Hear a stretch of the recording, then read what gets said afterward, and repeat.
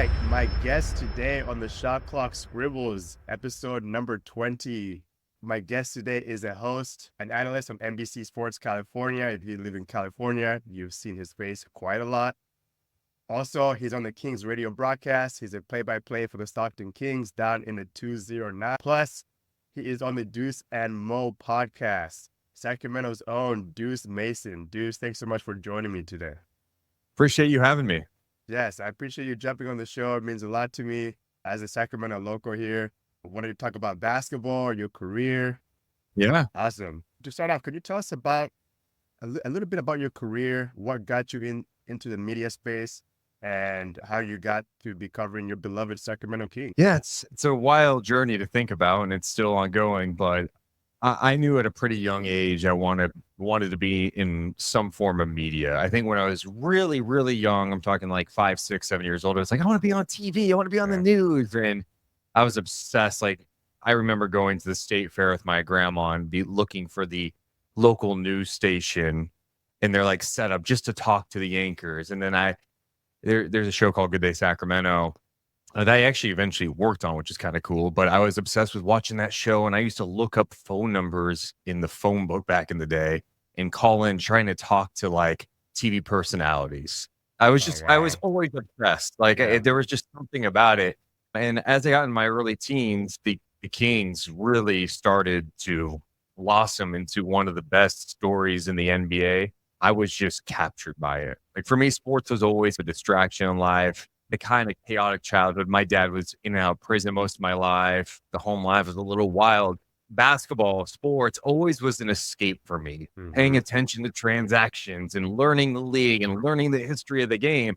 I just was like, I want to be a part of it. I didn't know exactly what that meant, but eventually I started writing for the school newspaper in high school. And then I was trying to get internships at local sports stations or radio stations. Eventually I got this, like, I guess you call it an internship at Sports 1140 when I was 16 years old. And I was just a phone screen. I just sat there and kind of, all right, let's just learn. I'll be quiet. I want to learn and soak this in. And that's kind of how my journey started. I feel lucky that I knew at a young age, I knew what I wanted to do. And I was like willing to like just obsess about it. And that's kind of where I am now, is like just grinded to get here, and the grind continues. Yeah, no, that's a fascinating story. I would say not a lot of people know what they want to be when they grow up, right? It's still kind of like, well, maybe I want to do this, maybe I want to do that, but it sounds like you were pretty dialed in and you knew what you wanted to do. And I feel I don't know why that was. I know so many people to this day don't know, and that's okay too. Like I don't know, 10 years from now, I may have an epiphany and go, you know what, I want to try something different, but like I can't picture it. But yeah, I just knew I wanted to be involved in this. Yeah, that's awesome. That's awesome. And speaking about your internship, can you talk to us about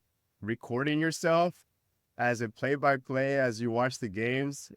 Yeah, I mean, even before my internship, I used to, again, I was obsessed. So, in my head, I would be like, I want to be doing sports radio and I want to be doing play-by-play. So I would be in my bedroom or some room where I could find some quiet. I'd turn on a game and I had a little tape recorder. I would record myself calling the game. And I record myself doing mock talk shows, like I was doing a sports radio show.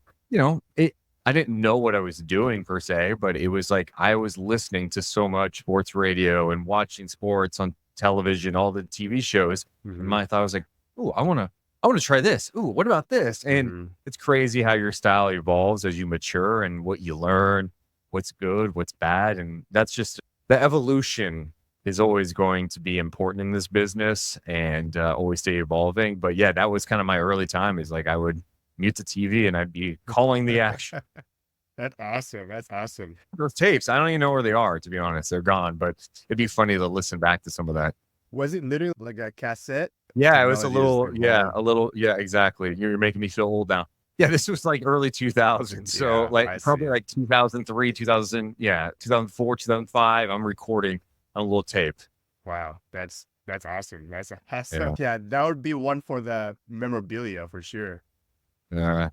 And also while you're growing up, Deuce, was there a certain broadcaster that you wanted to be like, or you were just like, hey, like I'm kind of amazed by this broadcast. I Yeah. want to be like them. It's so tough. I mean, there's just so many good ones, Oh yeah. I Oh, yeah. think you think about the big games and stuff. I've always had a love for Kevin Harlan because of his versatility, one, but I think the biggest thing with him is his passion. I think there are so many times, and we're guilty of it as fans, people in the media, you become jaded sometimes. This is a kid's game. We to watch basketball or football, whatever. It's a kid's game. It's Yeah. fun. It's Yeah. supposed to be fun. For sure. And I know it gets clouded because there's a lot of money involved and contracts, all this stuff, right? But if you really go down, it's just a game. And I appreciate how Kevin Harlan enjoys these incredible athletes doing some improbable things. We see it all the time now, and you just get accustomed to it. It's like, oh, LeBron James, oh, what a play. He's, 40 years old. It's like, no. LeBron James is doing something that no 40-year-old has ever done. Exactly. Mm-hmm. Incredible. And so I think what Kevin Harlan does is he makes every game feel important, Mm-hmm. and he doesn't fake it. It's genuine. These athletes do incredible things on the court every single night, and I appreciate his passion and joy that he puts out there every time he calls the game. Yeah, no, that's great. Kevin Harlan is definitely one of my favorite as well. It was a pretty good moment that he had covering the Indiana Pacers game. I think he got recognized for his time there, and he got a jersey too for his time there, as he used to call the Indiana Pacers games too. Oh, that was Minnesota. It was actually the Minnesota Timberwolves. He was just for yeah. I know exactly what you're talking about though. Thank you. And so he got honored for that. Yeah, he's just, it's fun, and there are other, I'm fans of so many of them now because, I'm in it and I'm like, oh, I love what this guy does. I love what this person does. Mm-hmm. Oh, she does this great. So really cool to see, but hard doing it at a high level for years, and I don't know. I also, in those moments where it's tense, he does such a good job of like when it's so back and forth, he's calling a lot of it. And a lot of people nowadays don't love where play-by-play calls a lot of the action. Let the picture do the work and get your analyst involved. I'm all about that. But Kevin Harlan, I mean, he's getting amped up. I'm on the edge of my seat. I'm getting up like, oh my goodness, this is a big moment. Are we all paying attention?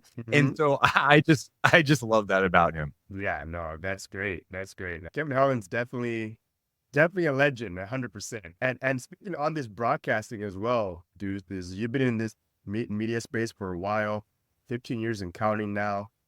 Are there certain key moments in your career or milestones that that got you into this journey of sports broadcasting? There's definitely moments. It's so when you're just doing it every day, I don't always go back and reflect on like this moment. And it is important to reflect. So it's interesting you asked that question when you triggers a lot of different things. I think for me, there have definitely been highs, but I think the lows can stick with me because it led to something better down the road. They don't always have to be a bad thing. I think I was early in my career. I was working in Sacramento full time behind the scenes at a radio station as a producer, board op. And I got the opportunity to go be a producer of a sports morning show at a brand new station in San Francisco. I had one semester left at SX. I was able to finish my degree while being in San Francisco. This is a big opportunity, a new station, producing a morning show. I'm 22, 23 years old. And it was a very overwhelming thing. And I had thoughts about leaving the business. I thought, oh, man, I should just go be a teacher. Maybe I'm not made for this. I always had dreams of being on air. And I felt like maybe I was being pigeonholed into a producer, which there's nothing wrong with being a producer. I just wanted more. Yeah. And I don't know. It was my first time moving from Sacramento. I was living in a new city. It was a little overwhelming. So I quit after a year without having anything lined up. Eventually got back behind the scenes at KHDK and worked my way up and became a talk show host again there. But the point being is like, there are pivotal moments like that. I learned a lot of lessons from my time in San Francisco, things I could have done better, things that I wish I knew. I don't regret going at all. Sometimes you go, oh, should I have lasted a little bit longer there? You know what? It was meant to happen the way it did. Yeah. And then going back to Sacramento without having anything lined up, it's a gamble. And I lost out on a couple of job interviews. Like I had opportunities where I interviewed for a couple of jobs. I felt really good about the advanced stages and lost out. And you start to doubt yourself a little bit, especially when you're young in your career. Eventually I get back and start hosting a show on Sports 1140. And that was going great. Did that for a few years. And then the next obstacle was when I got fired. Me and Morgan got fired on April 1st, 2016, on April Fool's Day. No one believed it. Friends, family, fans of the show, they thought we were all trolling them. It's like, no, we legit got fired that day. But why that day sticks with me so much, I didn't do anything wrong. They chose to go a different direction. Yeah. But my mindset that day wasn't, oh, what am I going to do? It's like, no, this is what we're going to do. We're going to launch a podcast. We're going to create content. We're going to learn along the way. And that's been the process. There have been these ups and downs throughout the journey, but I think the downs really, you learn something about yourself in those moments. What are you really about when there's some adversity thrown your way? Those, like, some of the lows are what stick with me. And there are definitely highs. I'm not trying to dismiss it. I'm so grateful with where I'm at right now. I try to have that perspective too, where it's not, dude, you work in your hometown. You do a podcast that has grown a ton the last few years. You're doing play-by-play. You're doing some stuff with NBC Sports California. It's all stuff that's great, but I have a thirst for more. I believe I can do more, and I'm striving to get there. I know that's a very long-winded answer, but it's just like... That's a great one, Deuce. Yeah. To your point, what you're saying is, yeah, there's highs and lows, but definitely the lows are the ones that definitely stick out to you because it definitely shapes you and it definitely makes you go, okay, shit, what are you gonna do now? Like now that you're here, are you just gonna be sour and just let this just kill you, or are you gonna get back up and say, hey, I'm gonna go out here and I'm gonna conquer this and do what I gotta do? Let it fuel you a little bit. Yeah, I've told this story before, but I also was, at one point, I was trying to get an agent, and maybe it wasn't the right time at that moment to get one, but this one agent sent him my stuff and we were trying to like connect, and his schedule was crazy, but he had complimented my stuff. And then months go down the road, we can't connect. We finally connect. I'm so excited. And probably about 4 years ago now, 4.5 years ago. And he's like, hey, to be honest, I feel like you've been in Sacramento a long time. Looking at your resume, I feel like you've plateaued. I'd give it a year or two and then move on. And that stung. It stung in a big way. But it just, as you get, that was like, he injected me with the fuel and a motivation that like no one else could give me. Yeah. Like it was like, boom, okay. And I to this day, I say, screw that guy. Not because what he said to me, and it's fine. I took it and went, I'm going to prove this person wrong. What irritated me was the fact that he's probably said that to other people who maybe didn't take it the right way and gave up too early. And instead of being like uplifting and trying to give some, hey, this is what I would try to do. But again, these low moments in your career, what maybe you get humbled a little bit, maybe you get some feedback, maybe whatever it is, I just try to use that as fuel for the fire. Let's go. Yeah. I think that's a great lesson for all the listeners that are listening to this, is never really give up what you really want to do. And although things might get low, and people might say stuff to you, just keep on going, is basically what I'm hearing you say. That's a pretty incredible story. And honestly, I've never really heard that story. So you're giving gems here that I haven't really heard about. So speaking on broadcasting, when you moved to San Francisco, you were saying that you didn't regret that decision, correct? Right. I wanted to ask a follow-up question, but I totally forgot. Maybe it'll come back. Yeah, it's fine. I felt like overwhelmed at times by that situation. There was just a lot of, as a producer there of a morning show at a news station, there was a lot of pressure to compete against this huge sports station, KNBR, that's a heritage brand that's been there for years. And part of my responsibility was to book guests on a show. Like, I am also a very creative person. I'm a creative, so I like come up with ideas. And I felt like there was this immense amount of pressure to book like 4 to 5 guests every single day for a show that airs 6 to 10 a.m. And when you didn't book one, you just felt so low, or you felt like you were disappointing people. And I felt like my life was I didn't like the producer grind of booking guests. A guest booking job is stressful because you are relying on someone to say yes to you, someone that doesn't even know you. And you have to build relationships over time. And I felt like guests didn't, to me, the show is what people come to. If you can add good guests to it along the way, that's awesome. I want good guests. Yeah. But if you're just booking a guest to book a guest, how does that do anything for the listener and the show?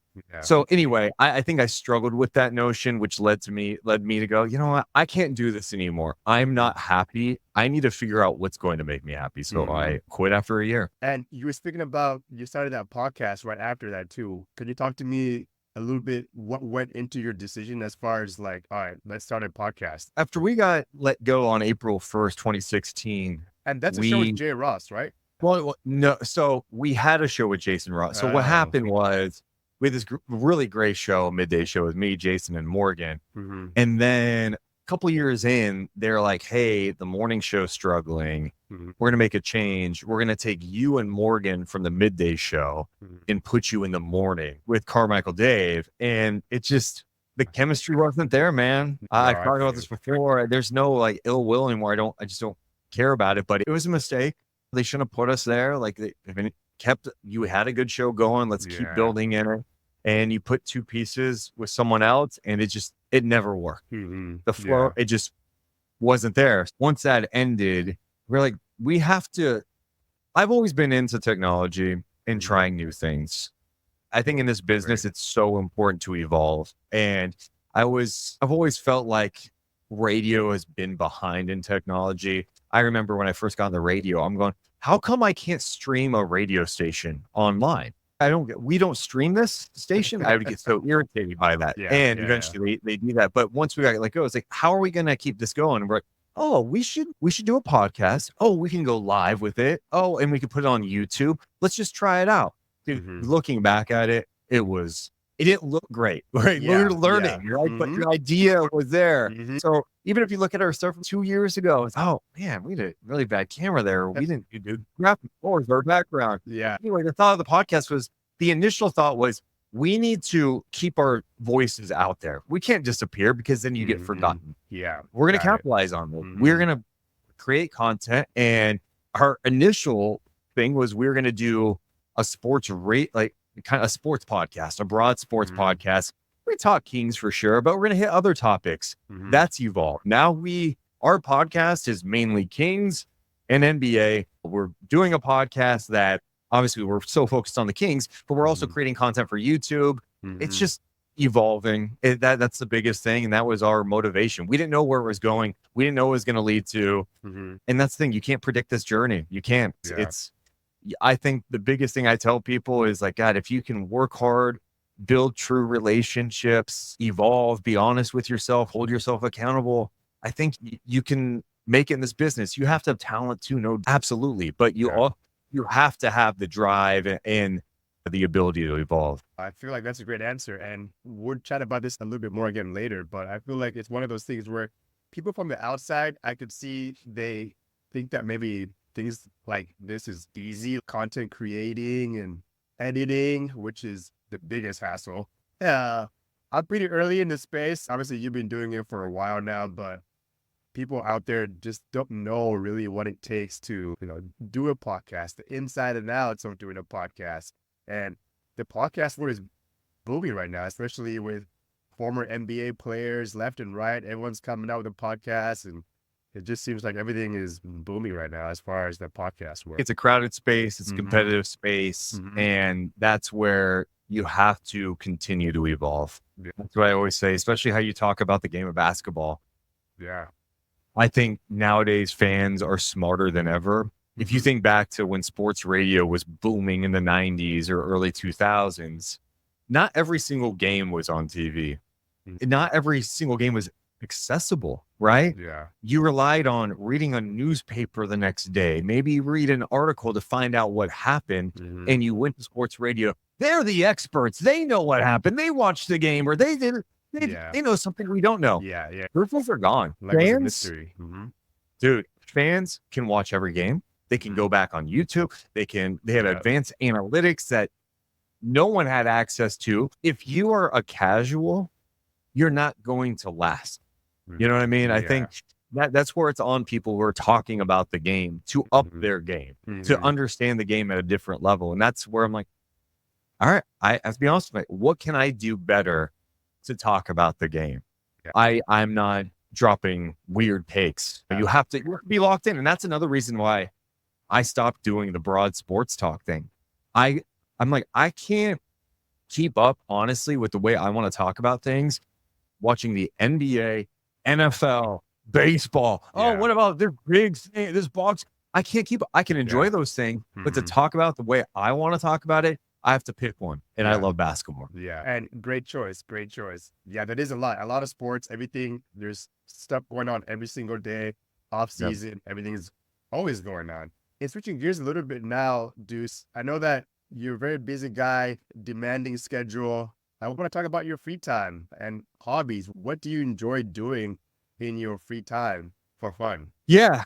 During the season, there isn't a ton of free time, which is fine. I always tell people the season is like a marathon. You're just trying to survive. All right, keep going. And then you get to the off season, you go, oh, okay. And so you like, I don't have games like that. It's a different type of flow. So if I try to, I'm obsessed with this. Okay. So I'm always looking at ways to get better, my development in the off season, looking for inspirations. I think one thing we try to do is consume more than just sports and podcasts. So during this time, it's like, we're recording this the day before the NBA draft. I feel like I've been so focused on NBA draft stuff, blah, blah, blah. But once that's over, I'm consuming comedy podcasts that I vibe with. I'm like, oh, I like this. What can we do to bring it to our podcast? If I can now, if you want me to take a step away from that, like the podcast of what else I do, enjoy hanging out with the pops. I've been spending a lot of time exploring Sacramento. I'm born and raised in Sacramento.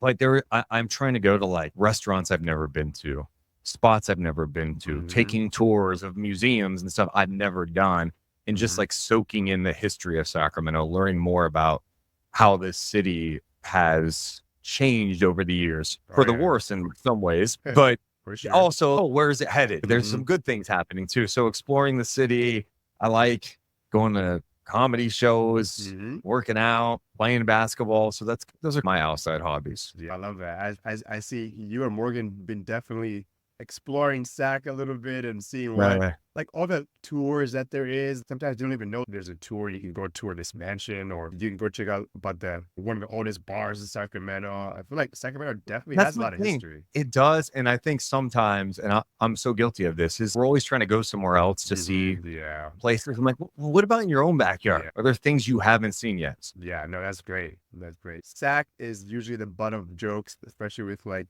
people in the social media. Oh, who's going to go to SAC? When I go to SAC, like I just stay in my hotel or whatever. But I feel like there is a lot of things to do in Sacramento, even though it's not the glitz and glamour of Los Angeles or anything like that. I feel like Sacramento does have a lot to offer. Oh, a lot of out-of-towners. You got to explore. People, that's the thing. People go to cities sometimes and they go like a block around their hotel they're staying. But you got to go walk around. Go walk miles through a city. Explore. Talk to people. Yeah, that's why I love going to new cities too, or different parts of a city, and just feeling different types of energy. Right? It's cool. Like I went to New Orleans for the first time for the Kings playing game, and the energy there. Oh yeah, man, the food there, the people. I was like, I'm digging this. I'm digging this. But there's so many people who are like, oh, there's nothing around my hotel. I just went to the Starbucks and had breakfast. I'm like, that's on you. Walk around the city a little bit, and you'll notice that Sacramento has a lot of cool things, good weather. Especially downtown, all the trees, beautiful. Yeah. And I feel like we're in a great location because of Lake Tahoe as well. We got Napa, we have the area. We are essentially in a good location to embark where we want to go. I feel like it's a great location. Speaking about demanding work, can you give us like a typical game day, like what that looks like for you? Say, for example, it's a Kings game on a Friday night at 7 p.m. Could you give us a rundown of what your day might look like? Kings game on a Friday night. Let's say it just depends on the schedule. Let's just say I'm on NBC Sports California that night. I also do some work with the Kings radio broadcast. I'll do my duties with that in the morning. Usually get that done in the morning. My game prep in the morning. So I'm getting some game prep done in the morning. Usually get a workout into. That's my new thing that I got late in the year, because I was like, with the schedule, I'm big on that. Like I went through months of not working out, feeling like crap. You're not not treating yourself right. Last year after the All-Star break, during the All-Star break, I was like, let's get in this routine. I started doing that a lot, which helped me a lot just from an energy perspective. So get that workout in, get prepped for the game. Usually I've got walk the dogs, and then I got like a gap between noon and 3 where it's like, okay, I'm good. I usually get to the arena around 3:30. I like getting there early. I like 4 hours. I know it seems crazy, right? But you get there, you get settled in, you put your stuff away, get set up. If I'm doing TV, by the way, let me rewind. If I'm doing TV that night, I'm hopping on a call with producers in the morning. We're talking about ideas for the show. Hey, I want to talk about Keon Ellis's defense. Hey, can we get tape of this? Oh, I have these 3 plays I want to go over. What do you think we should talk about with this Kings Warriors matchup? Like all the different angles. So we go through that. We go through a rundown. Then there's a gap. I got to get ready, figure out what the hell I'm going to put on and wear tonight. My least favorite thing. Get to that arena around 3:30, like I said, 3:30, 4 o'clock. Guys are usually warming up. I'm a big, let me go watch guys just go through the workout, little pregame workout, watching the young guys. Maybe you're catching up with a coach a little bit. You're just talking to people. It's a good way to vibes and to see what's happening, how everything's going. And then pregame is usually a half hour before. So it starts at 6:30. So by 6, I'm going up to the set, getting all mic'd up, everything done. Going over the rundown a little bit more, last minute prep, talking to whoever's hosting, if it's Morgan, whoever. Just going over what we're going to talk about. And then show starts. We lock in for 23 minutes is usually what it is with commercials. Once that's off, earpiece is out, game's about to start. I got the laptop open, typing away. I'm charting lineups. I'm taking notes, things I want to talk about, texting a producer. Hey, at halftime, let's talk about this. Just watching the game and locking in and getting my thoughts together for the halftime show and the post-game show. After that's done, all right, head back, get ready for the podcast. We go live after every single game. So getting home by 10:30, 10:45, depending on the game. Depending on how long the game goes, we'll go an hour, then do all the editing, posting, usually in bed by 2:30, and there you go. Wow. That's quite a day. Let's run through. It's long, for sure. But I always go, you're watching basketball. You would not trade this for anything. Hey, you're doing what you love. So at the end of the day, come on, like I'm living my dream. A couple of things of what you mentioned there. Let's quickly talk about a lot of things. Oh, yes. You guys are pretty good about recording right after the games. That's very good. I don't see a lot of people doing that. And it's like with your schedule and what you have to do and all of that, like, how do you get the energy to keep doing that right after? Maybe because I'm also looking at it from also my point of view of after I watch a game, obviously I'm not doing what you do, but still staying locked in even after the game. How do you go about that? I think the biggest challenge is I love the team.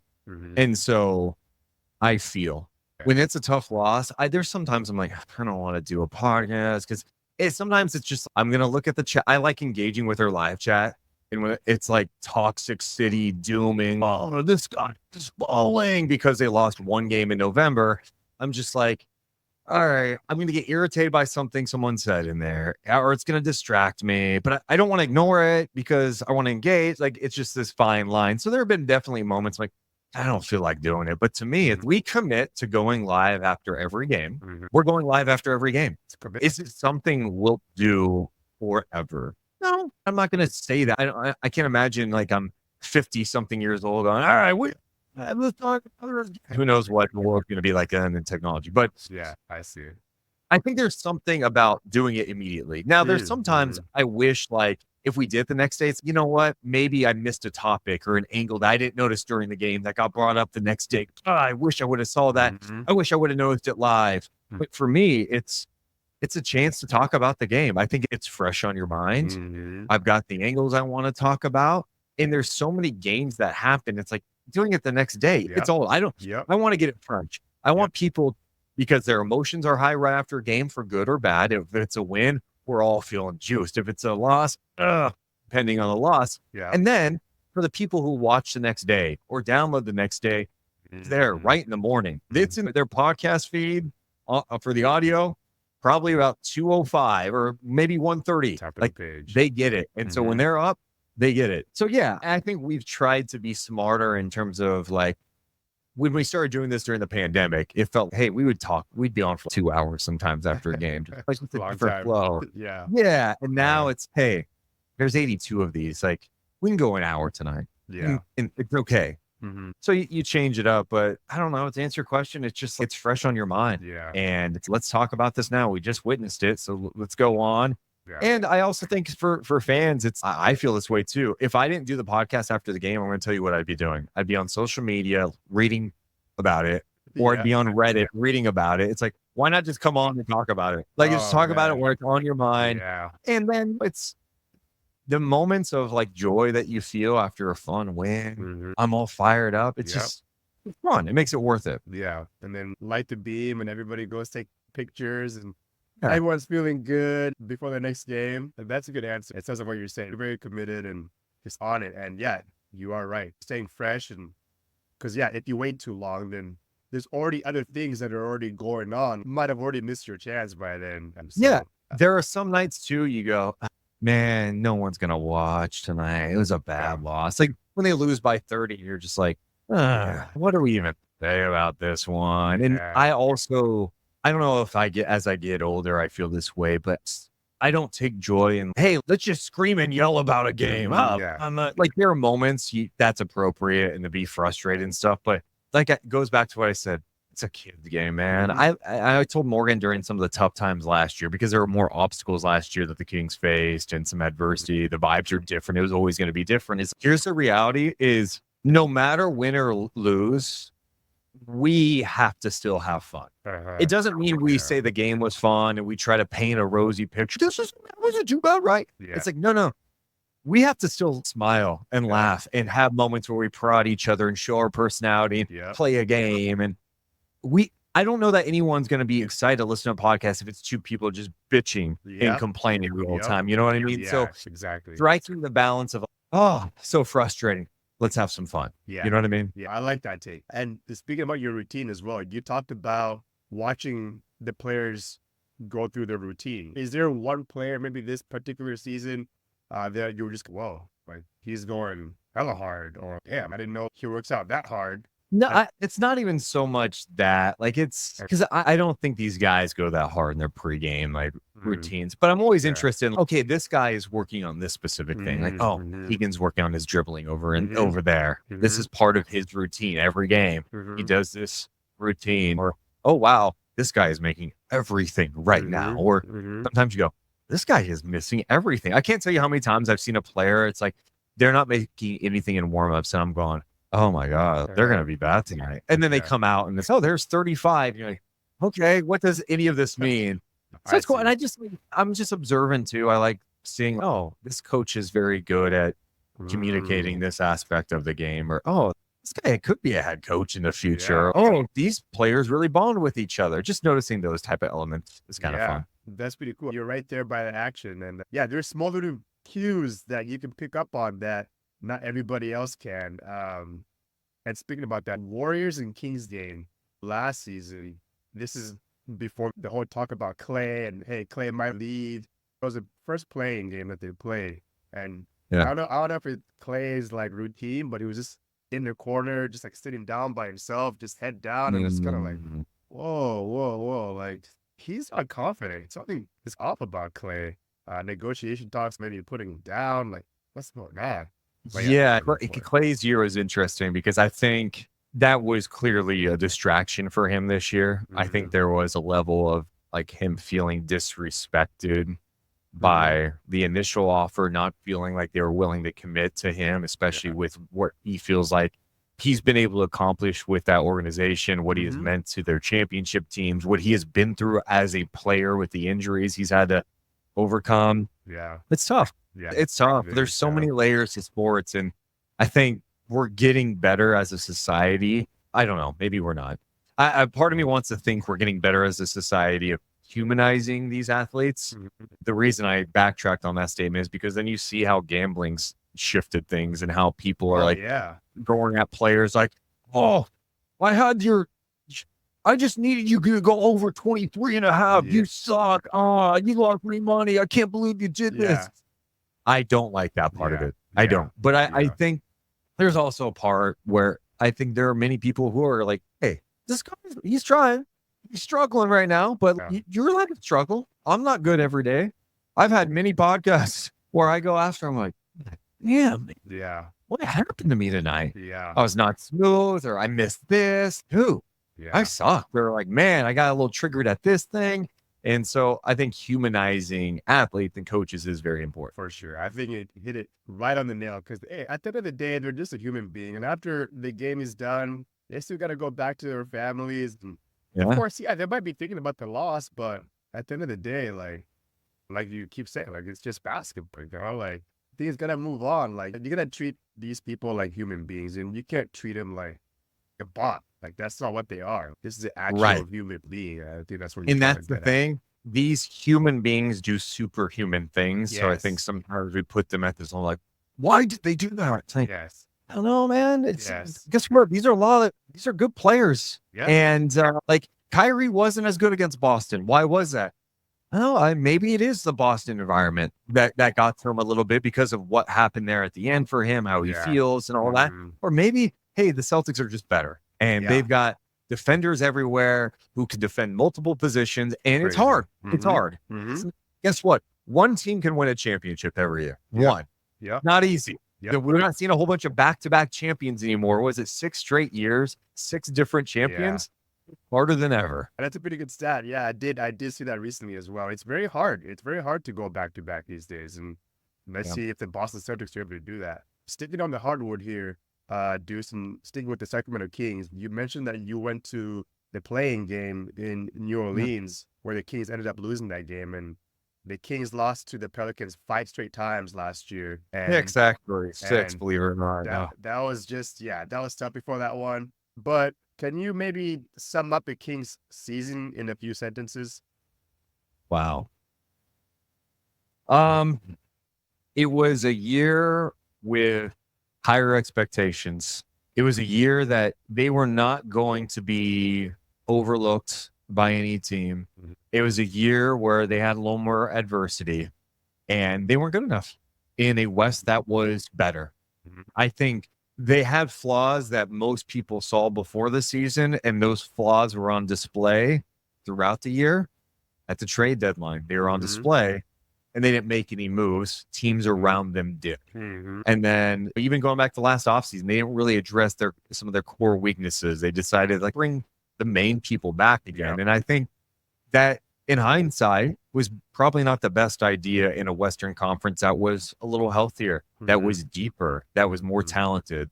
It's tough to look at a 46 win season and go, oh, that was a disappointment. But when you don't make the playoffs, that's how you're going to feel. So I don't think they're far away, but it's fair to say last year was definitely a disappointment, especially considering what happened the year before.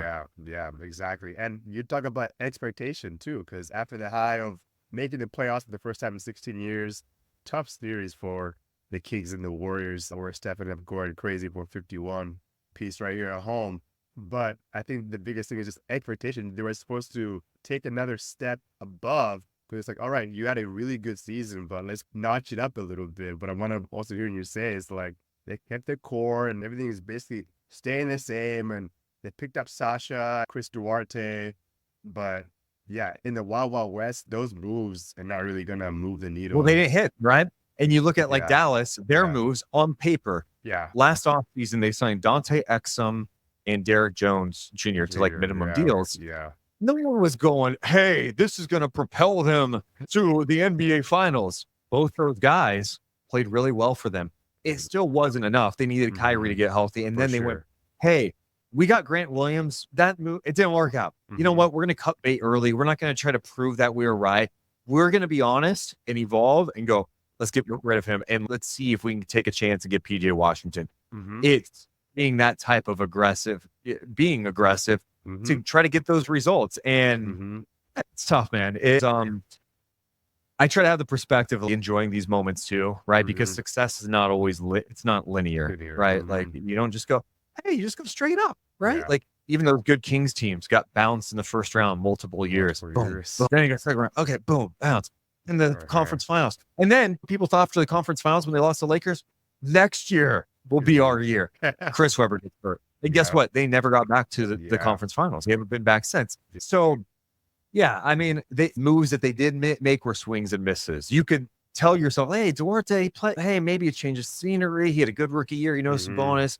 Take a Mhm. chance on him. Maybe his defense is better. And That's a little bit of an upgrade. He fills the Terrence Davis role. Or Sasha, man, EuroLeague MVP. He moves up the ball. He could shoot it. You always can use more shooting. Like, that'll work. He was out of the rotation, gets hurt. They swung and missed.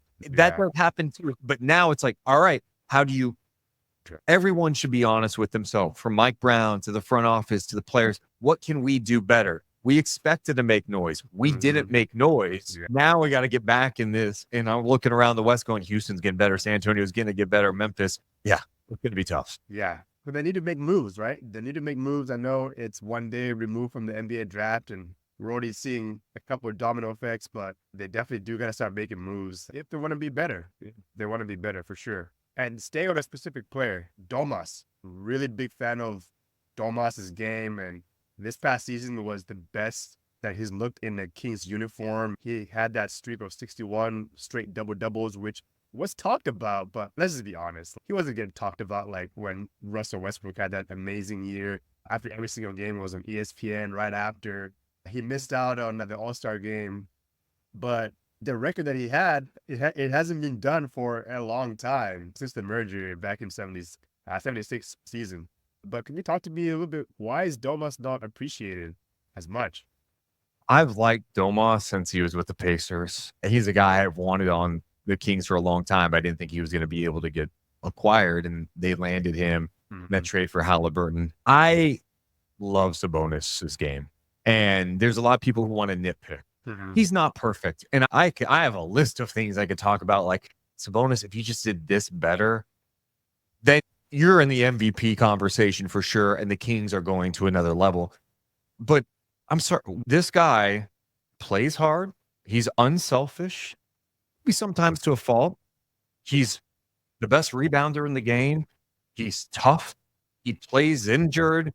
He plays every night. What's not to like? I've always loved big guys who can pass the ball. Chris Webber, Vlade Divac, Brad Miller. So when I see a guy like him wanting to get guys involved, I love his game. Why isn't he appreciated? He gets nitpicked. Oh, he doesn't block shots. Okay, guess what? He doesn't have a 7'7" wingspan. That's just what it is. He's 6'11", and he's got a 6'11" wingspan. He's not super long. He's not a shot blocker. But does he do other things well? Does he compete defensively? I think for him, it's about winning to get that respect at another level. I also go this. We talk so much about how he doesn't get the love and the attention. He's made the All-NBA team in back-to-back years. He's getting some love and attention for what he's accomplishing. If he's not getting talked about on NBA today, that's a bigger issue that I think ESPN has with how they talk about things. It's a fact. Lakers and Warriors are going to be talked about most, then the Knicks. Those are the big storylines. It's just reality. It's not going to change. And that's why there are other content creators who are killing it in the game, because basketball fans want more of the other teams. They want to hear about Memphis. They want to hear about Charlotte, Sacramento. They want that type of stuff. And now there's ways to access it. But I think for Sabonis, it's like the Kings would have to make some serious noise winning and him continue to do what he does. But I think for him, it's also challenging himself to elevate his game to another level. He's got to take the mid-range shot. I would also say he's got to take more threes. If he can evolve those aspects of the game, then people aren't going to be talking about him the same way. And the Kings will be one of the better teams in the West. If Sabonis comes out and starts shooting 4 threes a game and hits them at a 7% clip, that changes the Kings' offense and spacing. When he is left open now, he doesn't hesitate and he takes the 3, that changes things. But I think Sacramento, the front office, can do more to help him out too with some additional size.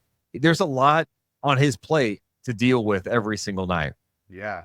And speaking about that last point that you just made right there, Deuce, I feel like it's really important. Size is very important in the West in general, in the NBA. And you talked about maybe the front office maybe need to help him out there as well. Who are some people that maybe you think could be a great asset to help? Is there maybe certain players that you think the Kings should go after as far as bigs? We've heard the rumors about Kyle Kuzma for years, and he is not a perfect player by any means. But I look at him and go, he would slot in right perfectly at the 4 spot for Sacramento. And what I like about his game is he plays with pace. He's a good playmaker. He's an athlete. And I do think he has some defensive upside that maybe has not been shown Yeah. with the Washington Wizards. I wish he shot the three better, a little more efficiently, but I that's a guy I would take a chance on if available. I love Brandon Ingram too. I just think that's going to be more expensive. The reality is, I don't think the Kings are that far away from really making a little more noise. I'm not going to say championship level. There's levels to that, but they just when I look at last year's roster, I talked to Morgan about this, like Harrison Barnes, Sasha, Trey. Not a ton of athleticism there, right? In those spots. And I think versatility is a big thing. You need versatility, length. That would go a long way. So many people talk about, oh, you need a shot blocker. I don't buy that. Some of the greatest rim protection is perimeter defense. Keeping your guy from getting in the paint. If you have to protect the paint, it's not about just blocking shots. No, you don't want guys getting to the rim. That can't happen. And have a second live defensive block shot, sure. Getting paint touches can kill you. So you have to have guys that can guard. Look at the Celtics. Look at what Minnesota has built, even though they had a disappointing finish. Even the Mavs, what they did defensively with their length, you need more of that. And so Sacramento definitely has to target those areas. Yeah, I'm really excited to see what the Kings do end up doing as far as that. Like, you are 100% right. The Kings do need a little bit more love around the edges, and they're a great defensive team. They could probably be better. They were probably in the middle of the pack as far as defense. They were middle of the pack after Keon was put in the starting lineup. They definitely were like top 10 defensive rating. So yeah, they improved defensively with having some flaws too. And I think there's another level there. I think the other thing is just improving offensively. We talk so much about the defense, but they need some more consistent shot creation out there too. Another guy who can get you a bucket. Once Monk went down, you're looking around going, who else is going to get me? Who can create a bucket? It was De'Aaron Fox there. All right, who else? And that wasn't good enough. You couldn't rely on Harrison to do that. Keegan is not to that point at this point. He showed some flashes, but not there consistently. For the Kings to really maximize the next few years, it's about acquiring someone else that can get a bucket, but Keegan has to take a step. If Keegan could take a step, and I think that's what they're banking on, is Keegan is going to be a really good player in this league. Fox and Sabonis stay at their level or maybe go a little higher, then they can have some fun. Yeah, totally agreed. I feel like they got better right after the All-Star break. I think I heard Fox talk about it in the interview, kind of really jump on that and be better on the defensive end, because they were just letting way too many easy buckets. I feel like that was probably one of the bigger criticisms last year, is just teams were just going at the rim so easily. Dunks, lobs, scoring a lot in the paint. That was probably one of the more bigger criticisms. And then also, Deuce, you talked to me about the Kings free throw shooting, man. It's so frustrating. Yeah. And what's weird about it too is like they were near the bottom of the NBA most of the year last year. The year before, they're like a 70, 79%, which is great, but it was way better. Look, you're the two guys who get to the free throw line the most are Fox and Sabonis. Fox got a lot better as the season went on. I don't have the stats in front of me, but I think post All-Star break, he was like over 80% at the free throw line. He's got to do that consistently, right? Consistency is everything. The guy that has to shoot him better is Sabonis. And he got to the line a lot. Was not good at the free throw line. Sabonis, I'm realistic. I don't need him shooting 90% of the line, 80%.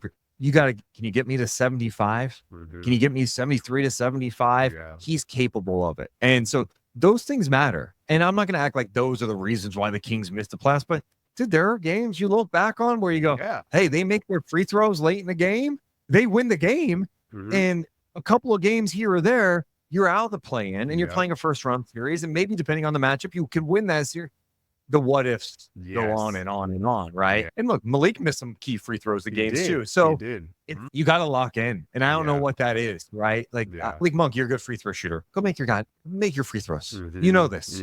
Yeah, so that's it was very fascinating to see the drop-off. Yeah, that wasn't very good at all either, because you're 100% right. Some of those games, if they had just made a couple free throws, they could have possibly won the game. Milwaukee, Phoenix, they had Chicago, I think, with a win after they were up 30 because they finally made some free throws down the stretch. The win in Minnesota without Fox. Again, you're just like, come on, guys. Yeah, just make your free throws. Practice. I definitely want the Kings to get better on their free throw shooting and just points in the paint with the opponent. You have to be able to protect the paint, man. We got to, especially when you play a lot of teams in the West here, right? I just think you start getting the King. There's a lot of teams run pick and roll, and then okay, if your Sabonis is out on the perimeter in the pick and roll situation, the weak side defense has to be there, and sometimes the weak side defense is not there, or if it is there, the length isn't there, right? The athleticism is not there, so it's crazy. Sometimes it's one breakdown defensively. It's not everyone. Like one person makes a mistake, especially in today's game. Yeah. These players can shoot it better. The floor is spaced out more than ever. Players have more skill than ever.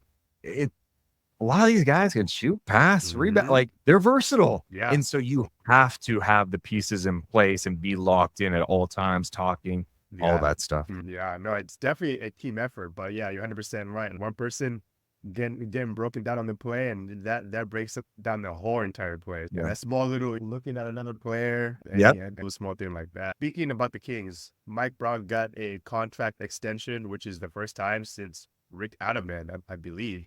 And then Malik Monk, those guys are secured because, hey, let's be honest. I know you and Morgan have been talking about it too, those particular Kings player and staff, but it's been a while since that happened. But could you talk to me about why this is important for the city of Sacramento for Mike Brown to get that contract extension that he was really wanting, and then also for Malik not even wanting to test out free agency when there's other teams that could have had his signature? I think for years, Sacramento has had instability, right? When it comes to coaching, front office, players, it's hard, right? Yeah. And Mike Brown, and this may not sound significant to other people who watch other teams, but the perspective is this. The Kings, I think, are entering year 40 in Sacramento, the 40th season in Sacramento coming up. And they've had very few winning seasons. Yeah. The only coaches who have had winning seasons in Sacramento's history, Rick Adelman and Mike Brown. So that's a total of 10 in 4 going into year. So 10 and 39. Yeah. That's insane. Yeah, it is. 10 winning seasons? Yeah. And it's 2 coaches. And so for Mike Brown to establish something here, his work's not done. And people can nitpick rotations and he could have done this better. For sure. Yes.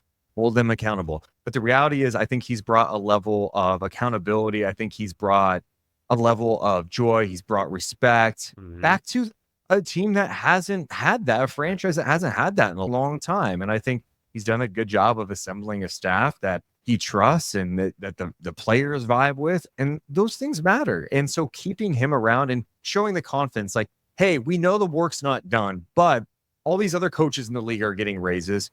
You have a contract that could be coming up. Let's take care of this now. Yeah. And they got it done. And guess what? He gets a raise. There's expectations that come with that raise too. Okay. Yep. I'm all about it. But you need that stability. And for Malik, he just means so much to this team on and off the court. And his journey's been crazy, right? Lottery pick, goes to the Hornets, up and down, almost out of the league. Then he's a free agent. Anyone going to pick me up? Signs a minimum deal with the Lakers. Has a good run there, right? Becomes a free agent. Not a whole bunch of suitors. Sacramento ends up signing him. And he has just shown now, as he has matured, he has grown and been given the opportunity, earned the opportunity, what he can do out on the court. The guy's a special talent. He really is. And his ability, his confidence, the joy he plays with, the passion he plays with, setting his teammates up, the swagger, all these things matter and on and off the court. And I think I didn't think he was going to come back. I thought he was going to go get paid somewhere else. But I think the reality is maybe that the money they thought was out there wasn't going to be to the level that maybe they thought. He was going to get a raise no matter what in Sacramento. For sure. But getting a little more somewhere else with maybe a worse situation or a situation he's not familiar with wasn't worth it. He knows Sacramento. He knows De'Aaron Fox. He knows Mike Brown. He likes the city. So I think that's how we looked at it. And I think it's big that Sacramento got that done before free agency started. Exactly. Officially. That was cool. Yeah, the free agency starts next week, right? June 30th. Yeah, June 30th is when it gets crazy. Yeah, right around the corner. So it's really important that the Kings really locked in these 2 pieces before the draft and the free agency, right? Yeah. Yeah, man. Yeah, I feel like this has been talked about because when he resigned, everyone was going crazy. And I did see your video where you were just basically throwing in the white towel saying, all right, I'm just getting ready for Malik to just leave anyway. And then shortly right after, he He secures resigned. that deal. Yeah, that's crazy. Yeah, Malik, he's definitely the heartbeat of that second unit, like him and Trey. Those are the guys that come off the bench for the Kings that really give him a spark. And I've heard people talk about like Malik should be starting. He's so good. He should be starting. Take a pause because he's a great six-man guy. And he probably could be starting with the Kings.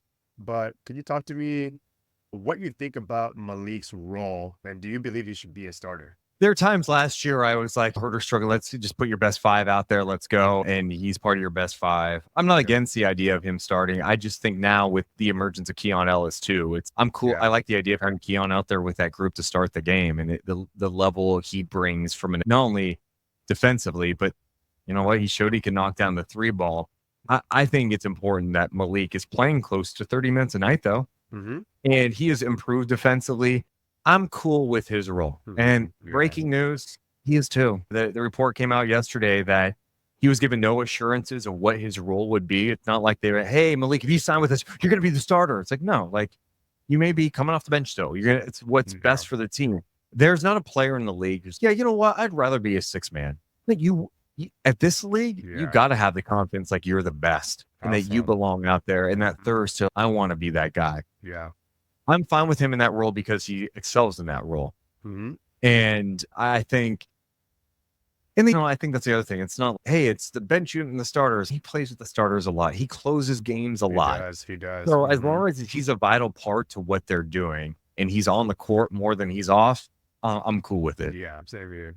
I'm definitely excited. Everyone in Sacramento is happy. They should get a mural right now if somebody's not already planning on it, right? He's going to get love. That standing ovation he's going to get, it's going to be pretty insane. And I think now people are just eager. Okay, what's next? What's next? We got that done. This is good. Mike Brown done. Malik, we got to get better. So it's going to be intriguing to see how it unfolds. Yeah, no, I'm excited to see it. Last follow-up question on this particular subject is the Kings had the 13th pick tomorrow. With that specific, what do you think they should do? Should they go ahead and draft a player or should they flip that and try to get a win now piece? What are your thoughts on that? Well, you got to be open-minded to it all. If you're trying to get better, if you have a chance to get a really special player, and you're like, actually, I don't want to give up the 13th pick. It's what are we doing here? Go get that special player. If that's going to break the deal, go get that player. I do like the idea of like, is there a way for you to hold on to the pick and maybe move a pick in the future that's protected that can get you that player? That way you can take a swing on someone that maybe could help you down the road at 13, or maybe there's an impact player that can help you now and you get him on a rookie contract. That's important for team building with this new collective bargaining agreement. And maybe you trade something down the road that's protected. You're just betting on, hey, if we add this really good player and we draft someone at 13, we're in a good spot. I like that. But you got to be nimble too. So I think there's some talented players that will be available at 13 that could help. I think there are some that won't help next year that you're going to have to be patient with and maybe see them in Stockton. But I think it's clear based on some of the reporting out there by The Athletic like Fox wants them to be aggressive. I think front office wants to be aggressive. And I think everyone's on kind of the mindset of, hey, we have Fox and Sabonis. We got Keegan, who we think is going to take a jump. We got to capitalize on this time frame. The time is now. We can't be sitting around waiting because other teams are going to be making moves too. Yep, exactly. And like you said earlier, the West is getting better and better. And if they do go to 13th pick, I haven't been following all the players. I definitely know some, but I won't sit here and be like, hey, I'm an expert in this year's draft. Right. Is there one specific player that's maybe the one? So funny. There's not one. And That's fair. There's not just one is what I'm saying. There's so many guys that I like and I struggle with it because during the NBA season, I'm watching NBA games and Kings games all the time. I'm not watching college basketball. I don't have time. So this time of year, I end up watching a lot of old games from these college prospects, from watching clips that I have access to. I'm like, oh, his offensive clips, defensive clips, and you're reading things. So you try to make the most educated, guess possible. There's just so many ways. When I thought Malik was going, I was like, go get a guard, go get Rob Dillingham small, but can he provide a similar spark to Malik Monk? I really like Devin Carter. The guy's a dog. I think the worst case scenario for him is he's an impactful bench player for you, and he plays tough defense. He's 6'3" with a 6'9" wingspan. Mhm. I've been watching a guy who could be more of a late first round guy, Keyshawn George. I'm like, his stats don't pop out at you, but he's young. He's 6'8". He is long. He can handle. He's got good vision, and he can shoot the three a little bit. Mhm. Could be a project guy. Bub Carrington, super Mhm. intriguing Mhm. prospect out I of see what Pitt, you're- who's got good size, feel for the game, the vision. He's still, he's young. Yeah. Got to be patient with him. The one guy, and I had the sheet in front of me because I don't want to mess up his name, Tijan Salon. He is from France, Okay. and he's a monster. The Okay. guy is 6'9", long, and you see his body and you go, this guy, he could be special. He's the ultimate boomer bust guy that you're taking a swing on. He could Okay. be a complete bust. Yeah. But man, if you hit with him, a guy Yeah. his size, he's got the confidence to shoot threes. He doesn't shoot them well though. Okay. But he okay. takes some shots. You're like, there's something there. And it Okay. doesn't feel like the mechanics are weird. But he's something there. He plays with a tremendous motor. Makes a lot of defensive mistakes. He is young. Yeah. You're wrong. Right. So like my whole point is I just rattle off all these guys. There's guys I think could help you now. There are guys that can help Okay. you later. Tristan De Silva's another guy. That's a Mhm. help you now guy. But what's his ceiling? He could do a lot of good things. He could shoot. He could pass. What is he defensively? Yeah. So there are a lot of guys out there. I just wonder, the more as we get closer, and I could be dead wrong, I'm like, maybe the Kings they're going to punt on this pick and try to trade for someone. We'll see. And they could. So Yeah. it'd be interesting what they decide to do with it. Because a lot of people are saying this is not one of the best draft classes. It's not that great. So let's see what happens. Switching gears now a little bit here, Deuce. You've called a lot of games throughout your time. I'm interested to learn about what was your most memorable game that you've ever been at. Either you were there as a spectator enjoying the game, or you're actually calling the game. That's really tough, man. I think they're just emotional games. There was a Yeah. game in 2013. We didn't know if the Kings were going to Seattle or not. And you're walking around after that game, looking around, you're soaking it all in, going, I think you had this belief that the Kings are going to stay, right? Yeah. We got this, Mhm. but you didn't know. And walking out of that building, not knowing for sure and looking around, I'm like, I don't know. I think the final game at Arco there's a little emotions there, just thinking about all the memories from that, the ups and downs, more downs and ups, but also some of the fun playoff games. Yeah. I think the first playoff game in 2016 or in 16 years, last year was special. 25, 30 minutes before the game, everyone in their seats standing, cheering like crazy. Yeah. Before the game outside, just a complete, like a madhouse. And I get chills thinking about that. So I think those are like the moments that kind of stick with me. There are some big ones. Yeah. For sure. Yeah, there were talks about them going to Seattle. And honestly, they might still get a team, right? I think they will. Vegas and Seattle, probably. Vegas to Seattle. Yeah, I definitely want Seattle. Just because my brother lives out there too. So it'd be cool to see some They deserve it. games. Right. Yeah, that'd be nice. All right. I want to be mindful of your time here, Deuce. So the industry is always evolving. What are some trends or changes do you foresee in the future of sports broadcasting, and how are you preparing for them? See the future. I just observe and try to feel it out. I think one thing that's really shifted, and I think we were on top of it pretty early, was going live after games. And when a lot of people weren't, I think there's big companies like the Ringer just started doing more YouTube content. They realized, people like this video stuff. They like watching on YouTube. I think it's understanding it's not just one thing. Can you create content? Can you create compelling long form content? Can you create some compelling short form content? TikToks, the YouTube shorts. We were doing clips after playoff games. Some of them were 10 minutes. Some of them were 25, 30 minutes. Try things. That's probably my biggest thing with anyone who's trying to create content. Yeah. Try it. Yeah. Just because it hasn't been done doesn't mean you can't try it. See if it works. Yeah. Watch what other people do. See what they do and go, I don't like that. Or I'm going to try put my own spin on this. Yeah. And there's been stuff I've learned along the way. I think one of the best things we met with was years back, probably 3-4 years ago. We met with someone who was going to college who was interested in picking our brains about the industry. And I asked him, like, yeah, but you have any advice for us? You see what we're doing? Are we missing something? He said, you should do more clips from your show. He goes, on YouTube. Yeah, people like shorter stuff. And I was like, man, I was just an oversight. And that since then, I've been really like, I need to be more observant of what people are doing with clips and types of things. And so we do a podcast, a 90-minute podcast or 60-minute. There's probably 5-6 clips you could make off of that. Oh, yeah. And understanding the importance of graphic and channel art and cover, all those things that matter, right? It's evolving that and learning new skills and seeing what works and what doesn't work. So as far as trends, I don't know. It's going to be fascinating. I think you're seeing it now where there's more and more independent content creators. And I think it's a good thing. I think it's a really good thing. I think for years it was like, hey, you can only get content from cable and the internet. And now people have the technology to do it and express their views all over the world. With the technology we're talking right now on video. 10 years ago, this is not happening in this form. I think it's great. I think it's awesome. And I want more. I think independent creators can't have the chance to thrive. They have a chance to thrive, find their audience, maximize it, try new things, form a community. I think all those things matter. Yeah. And a couple things that you said there, really interesting answer there, is the content creating part. And I'm sure maybe you and Morgan have got to this point sometime before where you create something, you be unique, because that's the way that you got to be. Is you can't be just like everybody else. You got to be unique. But is there a moment in time where you get discouraged sometimes looking up the analytics for maybe like a pod? It could be like when you guys used to do it several years ago. I'd be like, oh man, I thought that was the best episode. Like, how come it didn't really hit like this? Yeah. I feel that still to this day. There's sometimes I'm like, how that didn't pop? Yeah.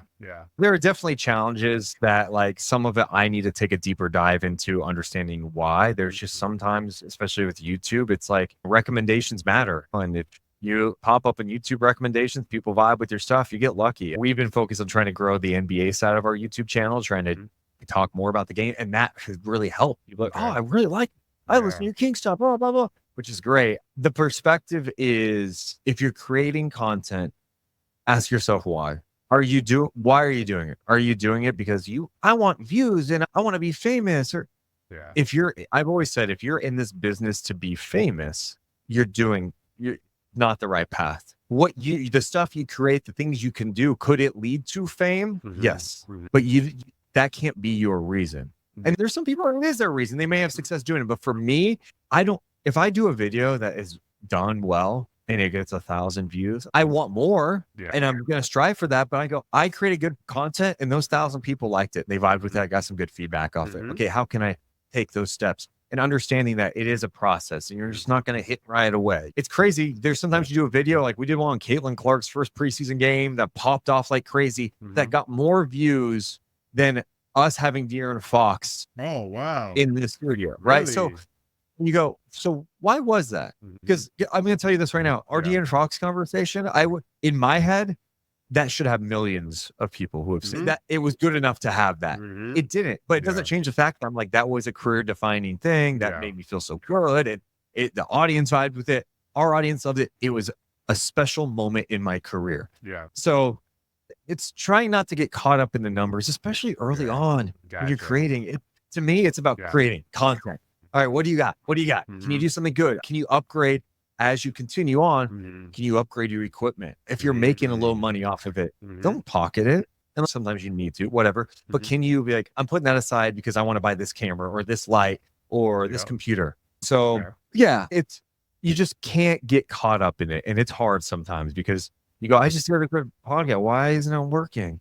And that's where you have to go, I got to try new things. And that's why you watch what other people are doing and go, why is it working for them? And don't always just look at the people that have 1 billion subscribers on YouTube. Look at some of hey, first it's got 7,000.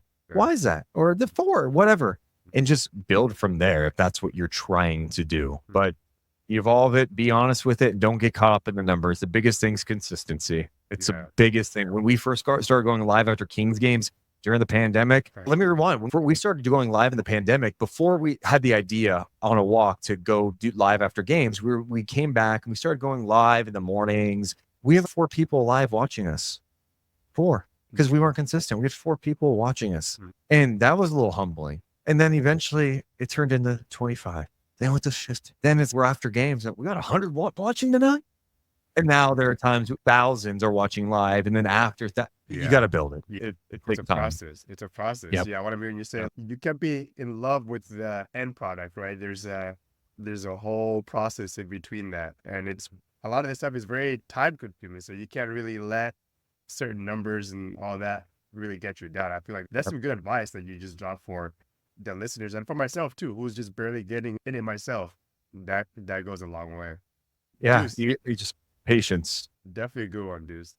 I don't want to take up more of your time here, Deuce. I appreciate you jumping on the pod with me today.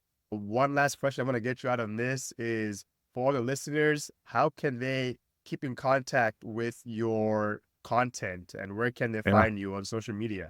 At Deuce and Mo. DeuceandMo.com works too. They have links to all of our social media accounts. I think I've noticed as time goes on, I'm less engaging on Twitter/X, and I'm more engaging with the community or YouTube. And I think that's been really fun to do. So yeah, definitely check out our YouTube channel. We're dropping content. We're going to be live for the draft, live for free agency, going over all the deals that go down. So it's going to be a lot of fun. And I appreciate you having me. And I appreciate you jumping on the pod too, especially everybody that is from Sacramento or that stays in Sacramento. They definitely know who you are. So I appreciate you jumping on the pod and talking about your experiences, your journey into broadcasting and content creating, podcasts, and everything like that. Maybe next time we can talk a little bit more about the Stockton Kings. I feel like they don't really get as much love since it's a little bit of a 45, 50-minute drive, to Stockton. Not a lot of people will always be making that trek over to Stockton. So I definitely want to maybe chat with you more about the Stockton Kings maybe next time. Yeah, sounds good, man.